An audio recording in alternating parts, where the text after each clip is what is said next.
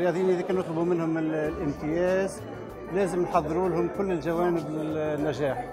من ضمن الجوانب هذوما فما التسيير، فما الإحاطة، لكن حاجة مهمة ياسر هي الإحاطة الطبية. دونك في الإطار هذا حاولنا نحن إنه نقربوا آخر المعرفة وآخر النتائج اللي وصلت للأبحاث الدولية اللي صايرة كل نوصلوهم للطبيب التونسي. فجمعنا 3 اختصاصات مهمة مع بعضهم في مؤتمر واحد، اللي هي اختصاص أمراض القلب، واختصاص أمراض الصدر والرئتين، وأمراض العظام.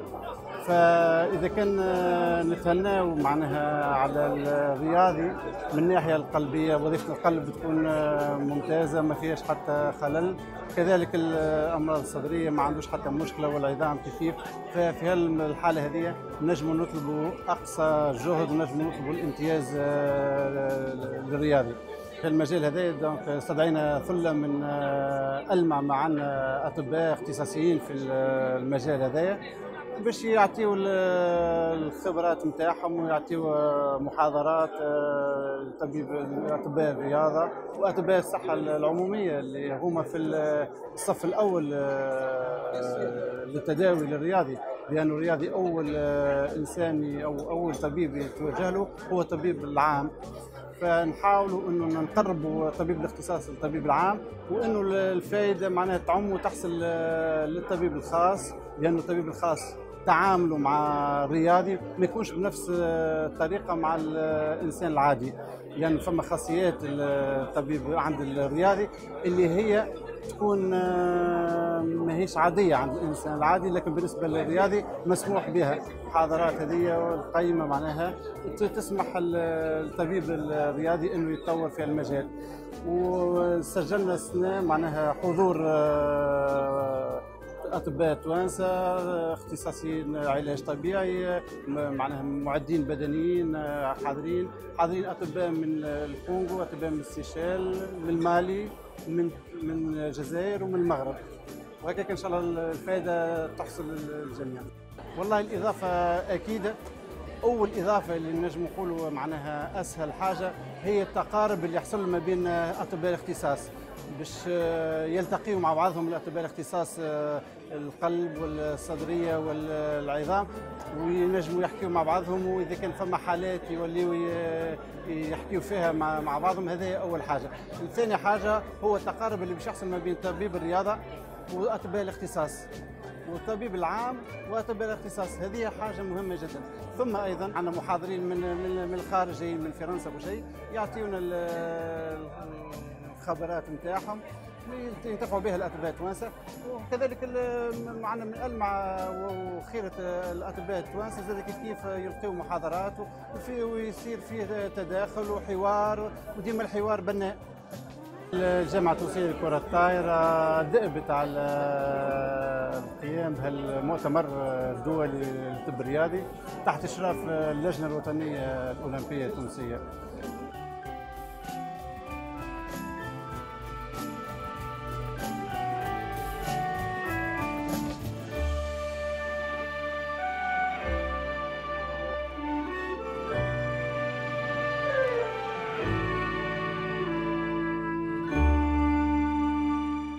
Dans l'absolu, je donne à la demande avant l'effort. Si cette demande, elle se trouve qu'elle est quotidienne, il faut obligatoirement passer par un médicament de contrôle, corticoïde inhalé ou antilécotrienne. Sinon, il va faire un bronchospasme qui sera difficile de réduire par les bêta-2. La détection d'une hyperréactivité bronchique à la métacholine, est-ce que ça permet de prévenir le bronchospasme induit à l'effort chez les grands sportifs? Parce que l'hyperréactivité bronchique induite par la métacholine, elle n'est pas la même que le bronchospasme induit par l'effort. Mais est-ce que le fait de faire un test à la métacholine, de détecter une hyperréactivité bronchique, c'est pas forcément un asthme? Est-ce que cette détection permet de prévenir le bronchospasme induit par l'effort? La crise, et puis c'est les symptômes cliniques qui s'en suprêment, mais là, c'est une façon de retenir le diagnostic positif. Moi, je voudrais ajouter juste dans ce point, c'est-à-dire qu'il faut savoir qu'à peu près 75% des astreintis ont un test positif à l'effort. C'est-à-dire que si vous avez devant vous un patient qui est astreignti, on peut faire soit un test à la métacoline ou une épreuve d'effort. L'épreuve d'effort, elle serait positive dans plus que les 3 cas. Alors, il est possible que chez ces sujets-là, on ne trouve pas à l'interrogatoire cette notion parce qu'il ne faut pas, parce qu'ils ne sont pas sportifs, par exemple. Mais à la limite, c'est un test de provocation comme le test à la métacoline. Alors, un petit détail juste pour le test de provocation, tu as parlé de 15% et de 10%. En fait, le test qu'on fait dans le laboratoire, il faut respirer de l'air sec. Donc, il faut avoir une bouteille en fait, d'air médical et il faut ventiler le sujet avec de l'air sec. Et c'est pour cette raison que le seuil qui va être retenu, il est de 15%. Alors que lorsque vous faites une épreuve d'effort dans la nature, il est évident que le sujet va finalement respirer en fin de compte l'air ambiant.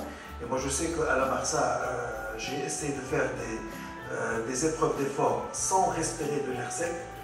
Et étant donné que c'est un air qui est très humide, donc je n'ai pas eu beaucoup de tests positifs à cause de ça. Donc en fait, dans le laboratoire, il est préférable de faire respirer de l'air sec pour mieux sensibiliser. En fait, tu fais courir avec une variation du VMS, c'est peut-être moins strict, c'est moins tiers. Ils exigent 15%. En fait, pour ne pas avoir des sûrs, à mon avis. Et au laboratoire, quand c'est bien codifié, avec des conditions pas adverses, avec des conditions hygrométriques, donc ils n'exigent pas du 15% parce qu'il y a une certaine humidité. Et la chaleur, elle est à, je crois, 23, 24. Et le degré d'humidité à 40-50%. Là, ils exigent 10%. Ils ne sont pas très sévères. Si c'est de l'air froid et sec, comme tu le dis, il va faire plus. Donc, mais les normes Tawa de la main, 10% au laboratoire avec des conditions hygrométriques et des conditions de chaleur connues, sur terrain, ne connaissant pas les conditions qui peuvent varier, et comme il y a derrière une idée de dopage, etc., on ne connaît pas les conditions et on exige une diminution du VMS de 15%.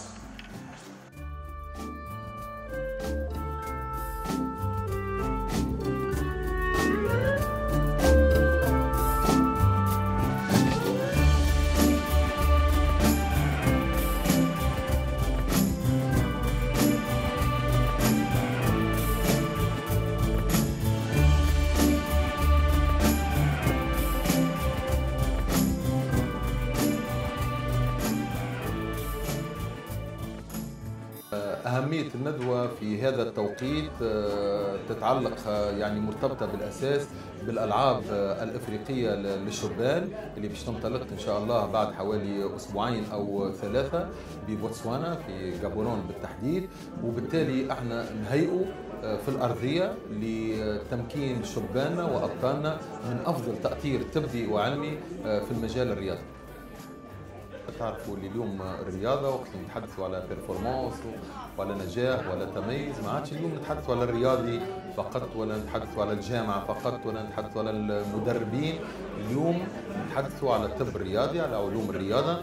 اليوم وقت اللي نوصلوا الى المستوى العالي معناها السبورت والنيفو، لابد من اللعب على جزئيات دقيقة تهم يعني صحة وتهم المكونات الجسمانية للرياضي، وهذا بطبيعة الحال من اختصاص يعني الأطباء، من اختصاص علماء الرياضة. اللجنة الوطنية الأولمبية إحساسا منها بأهمية هذا الدور ما تنجم إلا تشجع مثل هذه المؤتمرات وتدعمها ماديا وأدبيا، وأقل شيء هو بالحضور والتشجيع المباشر.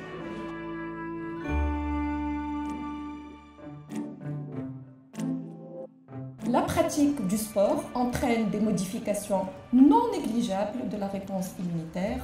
Toutefois, la susceptibilité aux infections va varier donc en fonction de plusieurs paramètres, donc en fonction du type de sport, en fonction de l'intensité de l'exercice, mais aussi elle va dépendre des susceptibilités individuelles.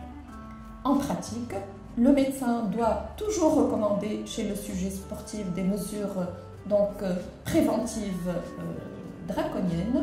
Il doit également inciter le patient à consulter dès les premiers symptômes et il doit indiquer une vaccination. Chez le sujet qui pratique le sport de loisir, il doit indiquer des exercices réguliers et exclure les entraînements exténuants. Je vous remercie.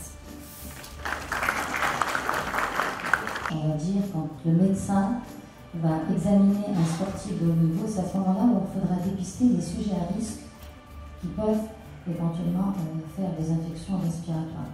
Voilà, je pense qu'il y aura beaucoup de discussions, beaucoup de questions dans la salle. Donc, en fin de compte, le sportif, lorsqu'il fait un effort, est-ce qu'il a plus de risques? Il est évident qu'au décours de l'effort, il a ce risque, mais d'une manière générale, sur l'année, est-ce qu'il fait plus d'infections que les hommes? C'est la première question. Et puis la deuxième qui se pose chez les sportifs, surtout les sportifs qui font la compétition. Vous avez une équipe de foot qui va partir par exemple en Afrique pour jouer un match. Si jamais un joueur fait une infection, en fait la logique des choses dit que même si l'infection est virale, étant donné que c'est un joueur qui va travailler en quelque sorte, est-ce qu'il n'y a pas d'indication pour le mettre sous antibiotiques pour le couvrir? Donc pour répondre à votre première question, donc là encore il n'y a pas une réponse claire et d'ailleurs ça explique la divergence des différentes études étant donné que justement certains auteurs ont montré qu'au-delà d'une certaine distance parcourue pour des marathoniens, il y avait une diminution de la fréquence des infections respiratoires. Donc ce qui laisse supposer que si on pratique le sport pendant une certaine période et cumuler un certain kilométrage, il peut y avoir une diminution de la fréquence des infections respiratoires, donc toujours selon certaines études. Donc pour le reste, franchement, je n'ai pas trouvé de données se rapportant, surtout en ce qui concerne les infections respiratoires basses.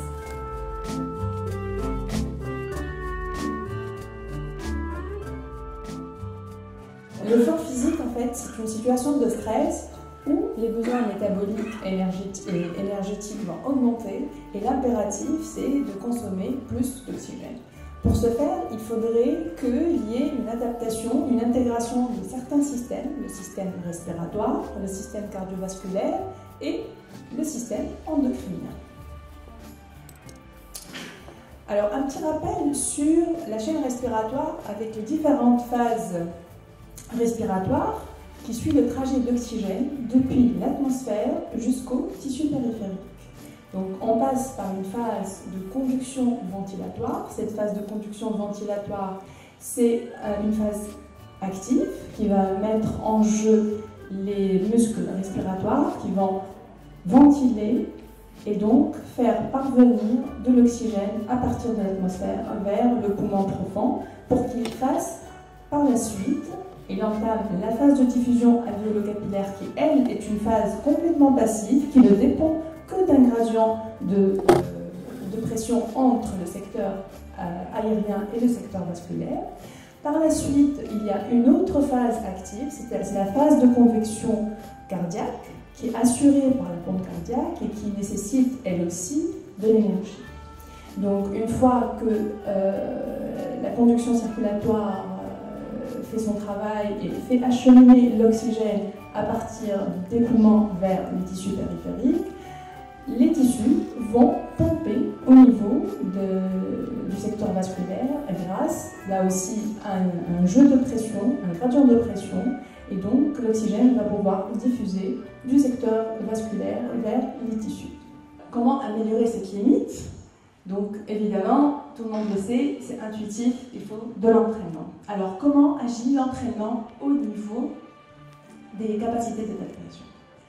Alors l'effet d'entraînement, déjà sur les outils, les acteurs de l'effort, il y a une augmentation des enzymes oxydatives, de la taille des mitochondries qui participent au processus oxydatif et métabolique, augmentation du contenu musculaire en myoglobine, donc c'est important pour la contraction musculaire et pour l'effort, et la capacité de stockage de glycogène. On voit bien le nombre de capillaires par millimètre carré, c'est beaucoup plus fourni chez les sujets très entraînés que chez les sujets non entraînés, et c'est pareil pour les capillaires pour l'effort, c'est beaucoup plus fourni chez les sujets entraînés que les non entraînés.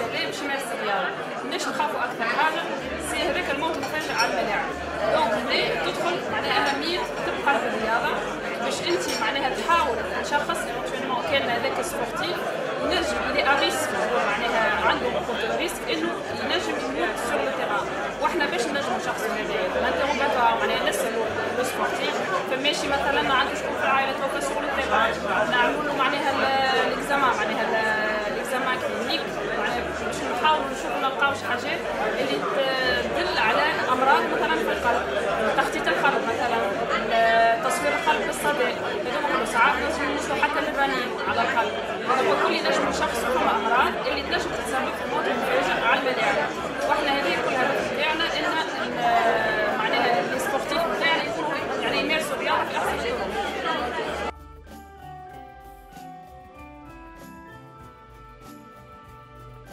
Tout ce que vous avez entendu depuis le début de la journée, c'est ou l'accident ou le dépistage.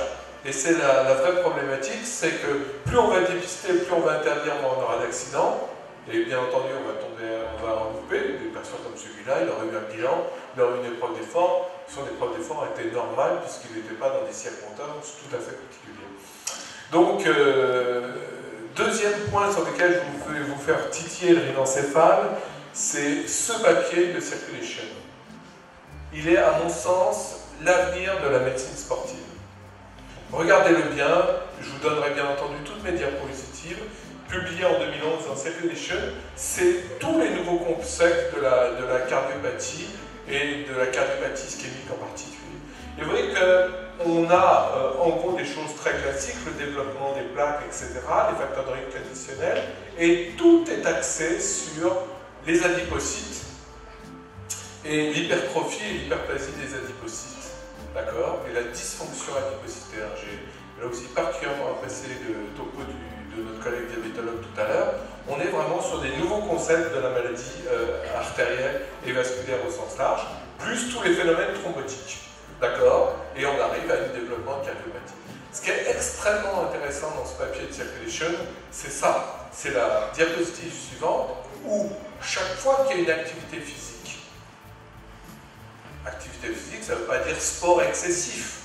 C'est pas, moi je pense qu'un sportif de très haut niveau, c'est pas le sportif qu'on voit nous tous les jours dans nos patientèles. Vous voyez que l'activité physique va particulièrement agir sur les adipocytes et sur la dysfonction adipocytaire, sur la leptine et les résistances à la leptine, sur les phénomènes inflammatoires et la thrombose. Donc on s'aperçoit clairement que l'activité physique, et en particulier chez l'hypertendu, chez le diabétique, sur tout ce que vous avez vu dans cette très belle journée, et bien que probablement les nouvelles voies de recherche, l'implémentation de l'activité physique, et je vous rappelle une publication que vous connaissez tous, c'est Interart, un des facteurs protecteurs d'infarctus du myocarde, c'est bien l'activité physique. Boire un peu de vin rouge, d'accord, avoir de l'activité physique, ne pas être stressé, les facteurs de risque classiques. Donc, je vous conseille vraiment la lecture de ce papier, et vous voyez que c'était ciblé, action anti-inflammatoire et adipocyte. Aujourd'hui, l'activité physique réduit la dysfonction adipocytaire et réduit l'inflammation, et je crois que c'est une voie de recherche extrêmement intéressante. Alors, on m'a demandé de parler d'hypertension et de l'activité physique. Je crois qu'il faut aussi se rappeler les fondamentaux. Les fondamentaux, c'est quand vous faites de l'exercice physique, que vous soyez sportif ou non, vous augmentez votre fréquence cardiaque, vous augmentez votre pression artérielle systolique et pas la diastolique, et après vous aurez un certain nombre de phénomènes. Et il y a quelque chose qui est aussi extrêmement important, là aussi ça vous a été dit tout à l'heure, les accidents, la mort subite c'est pendant le sport, mais on sait tous que les accidents c'est surtout en récupération. Vous ne connaissez pas Cotin, mon frère, ma soeur, toute ma famille est dans les chevaux de course. Alors jouer la famille, c'est comme Peugeot, Citroën, il faut toujours faire sa promotion. Les accidents des chevaux de course, c'est uniquement en récupération. Pourquoi? À cause de l'hypovolémie sur des CMH de chevaux qui sont des vrais sportifs. Donc, et une des explications, c'est la chute de la pression artérielle avec la diminution de la perfusion myocardique. Vous voyez que le sport, ça ne se résume pas à l'activité sportive, ça se résume aussi à l'activité post-sportive, et je crois que ça va être une période extrêmement importante pour le risque, on en parlera tout à l'heure. Alors, mon topo va se dérouler en 4 fois 35 minutes, hypertension d'effort, activité physique chez l'hypertendu, l'effort chez le patient hypertendu, et je me suis permis de mettre 3-4 publications qui me paraissaient intéressantes. La première question, et il faut savoir se la poser, Est-ce que monter sa pression artérielle à l'effort, est-ce que ça a un impact? Alors vous avez deux de nos patients, je vous rassure, ce n'est pas mon garagiste, qui font soit du vélo à bras, soit dans notre centre de rééducation où on a une consultation sportive. Ce qu'on sait clairement, c'est que la modification des chiffres tensionnels va être très sport dépendant. Et la question que vous posiez tout à l'heure, c'est exactement ça. On s'aperçoit qu'en fonction de ce qu'on va solliciter, on va avoir des réponses tensionnelles complètement différentes qui sont là aussi physiologiques. Vous voyez un exemple, envers le bras, en vert plus marqué, un effort avec les jambes, et quand on combine les deux, jambes plus bras plus cerveau, vous voyez qu'on est entre les deux. Donc en fonction des muscles qu'on va solliciter, la pression artérielle systolique va être complètement, l'augmentation va être complètement différente. Il y a une augmentation de la pression artérielle diastolique, mais beaucoup moins marquée, et ça on le sait. Ce qui est très intéressant là aussi, c'est de se poser la question jusqu'où on peut aller en chiffre tensionnel à l'effort. Avec toutes les difficultés de mesure, on peut en parler si ça vous intéresse. On sait que pour certains, il faut le comparer à la fréquence cardiaque. Et vous voyez qu'en fonction du niveau de fréquence cardiaque obtenu, on tolérera de 220 à 280 mm de mercure pour la systolique, pour la diastolique de 90 à 110 si vous avez 100% de FMT. Ce qui est beaucoup plus parlant à mon sens, et je crois que ça c'est des recommandations à donner à nos patients, en fonction de votre âge, vous êtes tout jeune dans la salle, le niveau de tension artérielle acceptable en termes systoliques, vous voyez qu'on peut arriver à des chiffres extrêmement importants, moins de 40 ans, plus de 300 mm de mercure, entre 40 et 50, 280, entre 50 et 60, 260, et au-dessus de 60, en dessous de 60, il y a une faute, pardon, 250 mm de mercure. Ça aussi, c'est des diapos que vous connaissez. Le niveau de tension artérielle va dépendre du sport et du niveau de sollicitation. Vous voyez que pour des sports avec une sollicitation modérée, on va avoir une augmentation tout à fait modérée de la systolique et de la diastolique qui va être maintenue pendant tout l'exercice. Alors que si vous avez des sollicitations extrêmement importantes, supérieures à 40%, votre pic de tension artérielle systolique et diastolique, là aussi, va être extrêmement précoce. Quelques exemples. Les rameurs, au cours de l'effort, vont être aux alentours de 220 mm de mercure, et tout ça, ça a été validé par des MAPA chez les Britanniques.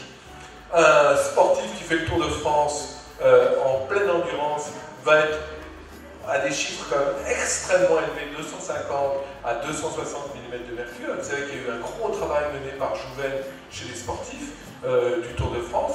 Le problème, c'est toujours le moment de la mesure et la difficulté de la mesure, parce que quand vous êtes chez ce jeune homme qui fait du sport, la contraction musculaire modifie complètement les mesures et les chiffres. Et la validation reste encore discutable. Ce qui est particulièrement intéressant, et que vous devez connaître cette diapositive, je vous déconseille, si vous êtes hypertendu de l'haltérophilie, vous voyez que vous pouvez monter jusqu'à 300 versus 350 mm de mercure pour un haltérophile, même s'il est russe, sous hormones, ou si c'est une femme, ça monte aussi fort. Et là encore, je pense qu'en Tunisie, l'haltérophilie doit pas être un sport très commun.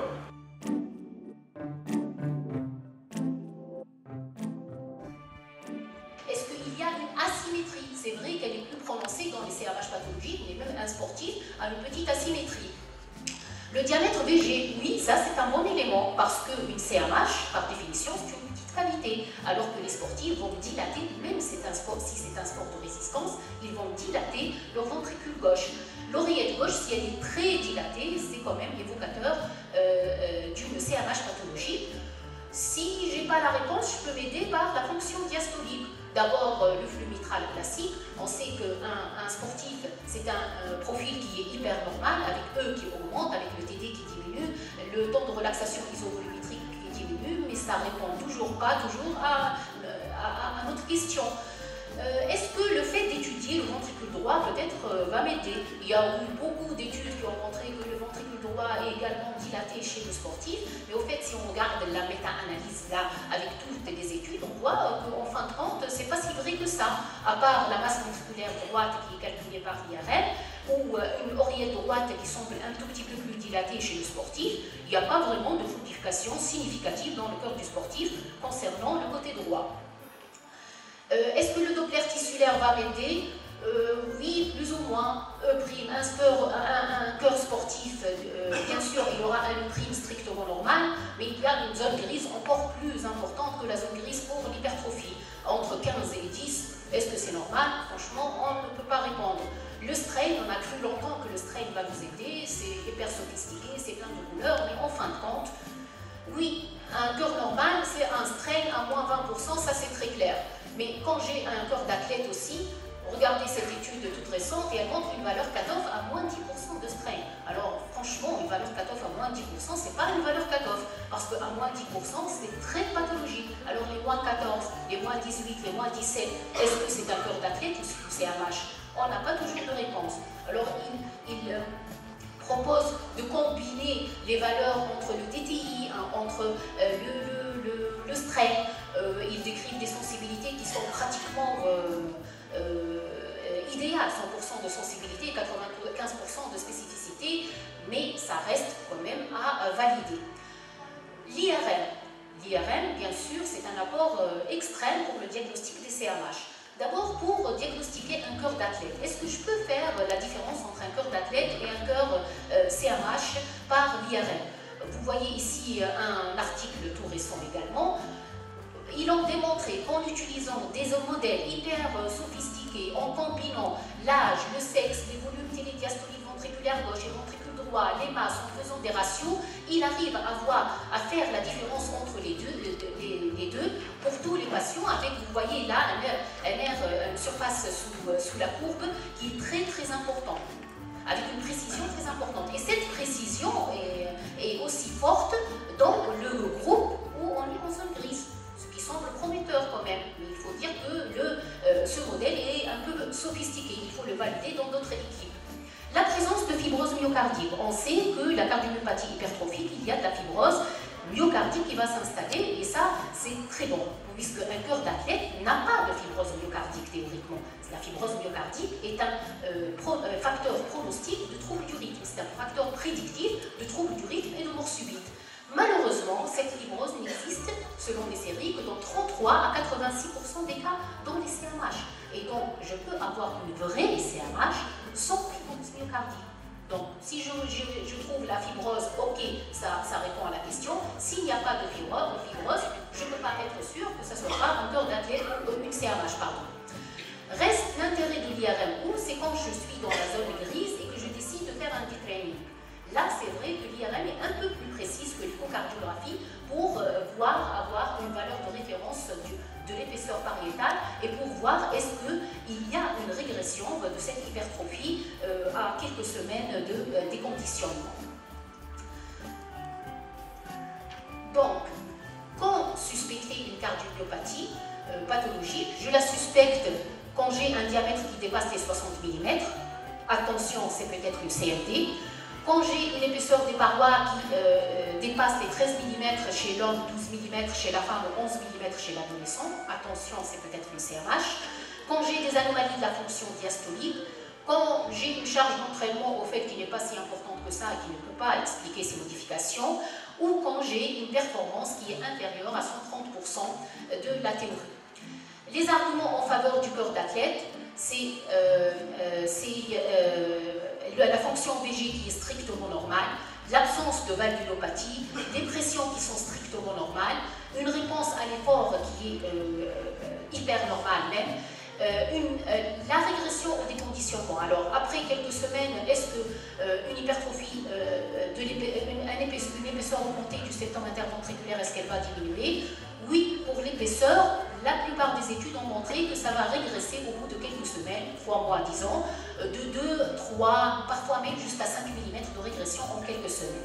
Est-ce que le diamètre, la dilatation va régresser? Malheureusement, non. On peut avoir des dilatations qui persistent surtout chez les athlètes endurants et ils peuvent avoir leur dilatation qui persiste même 10 ans après l'arrêt de l'activité sportive. Donc le detraining, ça concerne essentiellement l'hypertrophie et non pas la dilatation.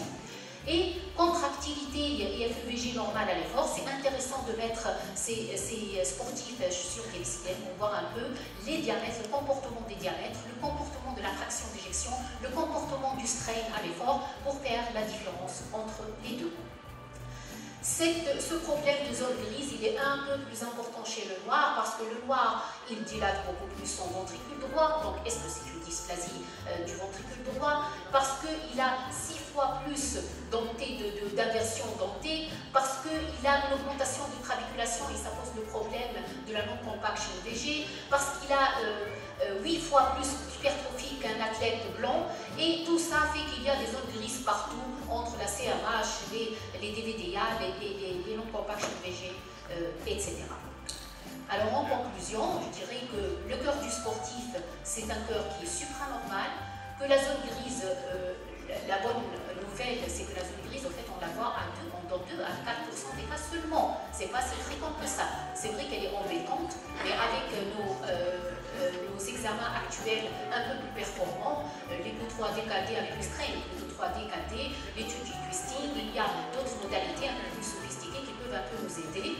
L'IRM, je pense qu'on ne peut pas maintenant dans une zone grise, il faut demander systématiquement une IRM. Si elle répond, c'est tant mieux pour nous. Si elle ne répond pas, on sera obligé quand même de passer par le déconditionnement pour essayer de répondre à la question. Merci.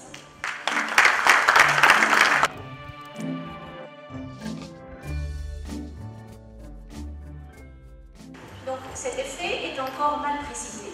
Alors est-ce que l'effort physique, surtout quand il est soutenu, va aggraver la valvulopathie, surtout quand il s'agit d'une régurgitation ou pas?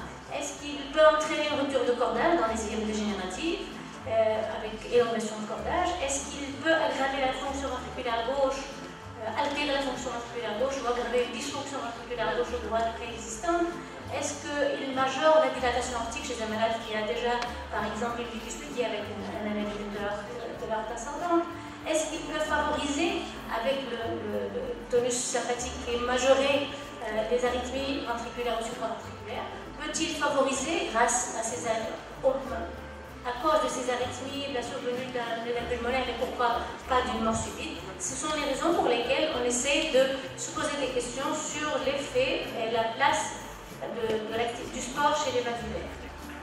Alors, lorsqu'on considère le rétrécissement aortique, on sait que quand un malade qui a un RAO fait un effort dynamique, intense, en général, et ceci a été observé lors des échos d'effort, ce malade va augmenter son obstacle ventriculaire gauche, son gradient ventricule gauche aorte. Il va également diminuer ses résistances périphériques, ce qui peut avoir comme conséquence une chute significative de la pression artérielle systémique et donc une hypoperfusion périphérique qui va retentir essentiellement sur les coronaires et le cerveau et peut occasionner des symptômes graves, c'est-à-dire donc une ischémie myocardique ou une ischémie cérébrale avec tous les symptômes que cela comporte. C'est encore plus vrai lorsque l'effort est isométrique, dans lequel on observe une augmentation des résistances périphériques qui peut augmenter la pression intraventriculaire gauche et donc augmenter encore le gradient intraventriculaire gauche et diminuer le débit cardiaque. Donc, chez le malade qui a un rétrécissement aortique, surtout lorsque celui-ci est serré, il y a un risque d'arythmie. D'abord à cause de l'ischémie myocardique qui peut survenir, mais également à cause de la stimulation catécholergique chez ce patient lorsqu'il a une perturbation ventriculaire gauche. Et donc l'ischémie va favoriser l'apparition de survenue d'événements cardiaques majeurs. Et d'ailleurs, 4% des morts subites chez les jeunes athlètes sont en rapport avec des sténoses aortiques qui étaient jusque-là méconnues. Lorsqu'on s'adresse à l'insuffisance aortique, lorsqu'un malade qui a une insuffisance aortique fait au repos, on a la fréquence cardiaque qui est abaissée et donc ça a tendance à favoriser, à augmenter la fuite aortique parce que ça allonge la diastole et ça augmente la pression ventriculaire gauche télédiastolique. Par contre, à l'exercice, la tachycardie, la vasodilatation périphérique vont au contraire diminuer la régurgitation, ce qui fait que l'insuffisance aortique va avoir une très bonne tolérance à l'effort. Par contre, lorsque l'effort est isométrique, les résistances périphériques vont augmenter, ce qui peut aggraver la fuite aortique. Mais en fait, parfois on se heurte à des difficultés d'interprétation chez le malade qui a une insuffisance aortique et qui est sportif parce que, on a parlé tout à l'heure de la fraction d'éjection qui peut être légèrement altérée chez le sportif et celle-ci peut se corriger à l'effort et on peut avoir des difficultés d'interprétation chez le malade qui a une insuffisance aortique. Alors, lorsqu'on est devant un patient, lorsqu'il s'agit d'un malade qui a un redressement mitral, bien sûr, si le redressement mitral est très sévère, l'exercice physique n'est pas permis parce que très vite le gradient OG-VG va augmenter et peut conduire jusqu'à l'alvéole pulmonaire parce qu'il y a avec une augmentation très importante des pressions pulmonaires.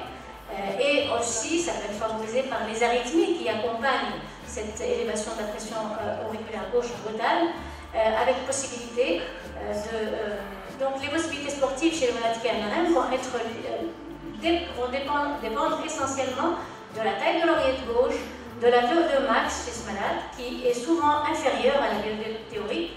Et aussi, ce malade qui a un RM, très souvent, il va être en fibrillation auriculaire et donc ça favorise donc, le risque thromboembolique et ça va compliquer encore l'exercice sportif, l'activité sportive, puisque les traitements anti-vitamine K exposent au risque de blessure et de saignement par blessure. Donc, la situation va se compliquer par la présence d'une fibrillation auriculaire. Quand on est devant une insuffisance mitrale, on sait que l'insuffisance mitrale, lors de l'exercice dynamique, lorsqu'elle est modérée, il n'y aura pas de modification de la fraction régurgitée, mais si l'effort devient intense, on peut observer une augmentation de la fuite avec augmentation des pressions pulmonaires.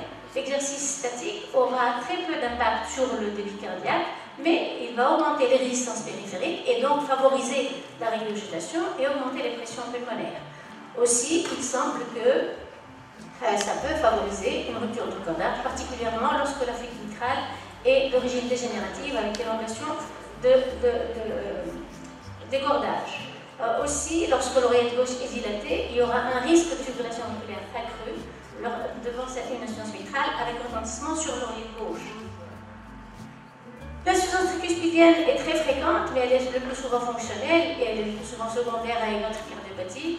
Il n'y a pas d'étude qui a essayé de démontrer l'impact de l'exercice physique sur l'insuffisance tricuspidienne, mais on sait que, en tout cas, il est très important lorsqu'on est devant une échographie, une insuffisance tricuspidienne, de vérifier cela en écho d'effort parce que, surtout quand celle-ci est secondaire à une hypertension pulmonaire qui va s'aggraver significativement lors de l'effort.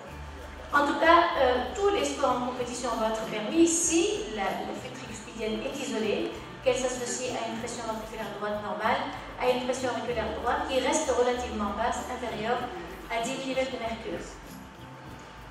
Alors, lorsqu'on est devant une valvulopathie, comment statuer et décider si le malade est autorisé ou non à une activité sportive de compétition ou à une autre, et à quel type d'activité sportive? Pour cela, on se base toujours sur les mêmes recommandations, celles américaines et européennes. Et bien sûr, avant de statuer, il faut évaluer de façon précise le malade.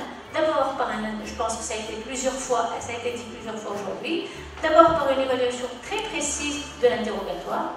Quels sont les antécédents du malade? Est-ce qu'il y a une notion de mort subite dans la famille? Est-ce qu'il y a eu une mort subite ressuscitée chez le patient? Est-ce qu'il a été connu comme porteur d'un souffle? Est-ce qu'il y a des antécédents rhumatismaux? Lors de la pratique sportive qu'il a eue, est-ce qu'il a eu des symptômes et quel est le type d'activité qu'il a eu jusque-là?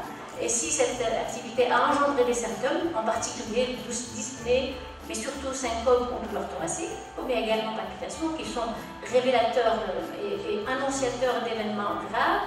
Bien sûr, l'examen physique doit être complet, je ne vais pas m'attarder là-dessus, mais en particulier, il faut rechercher le morphotype morphanoïde parce que celui-ci est toujours associé à un risque particulièrement élevé. L'examen clinique et l'interrogatoire ne sont pas suffisants, il faut les compléter par une investigation complète de base, mais aussi à l'effort. Épreuve d'effort, écho d'effort, Holter en situation donc pendant l'exercice et donc parfois si possible une exploration électrophysiologique dans certains cas. Je ne m'attarde pas sur les types d'exercices que le patient, que le sportif peut avoir à mener et on va dire que d'emblée il y aura une activité sportive non limitée, sans aucune limitation, avec tout sport de compétition, c'est les patients qui vont avoir une fuite aortique ou mitrale minime ou modérée, un prolapsus mitral sans gravité, avec un rythme sinusal stable, bien sûr sur un Holter qui a démontré cela, une fonction ventriculaire gauche normale, et un ventricule gauche qui n'est pas dilaté, avec un diamètre inférieur à 60 mm, on l'a déjà vu ce chiffre, et un volume télésystolique indexé à 55 minutes par mètre carré de surface cutanée, millimètre par mètre carré de surface cutanée. Donc ces patients-là, enfin ces personnes-là, auront le droit d'avoir toute activité sportive, quelle que soit la valvulopathie qu'ils ont, donc mitrale ou aortique. Et quand ils ont un VG normal, ils ont le droit à toute activité sportive sans aucune restriction.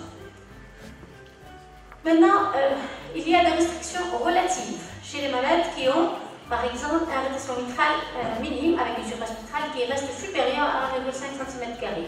Ceux-là sont autorisés à tout sport, sauf le sport de 3C, de type 3C.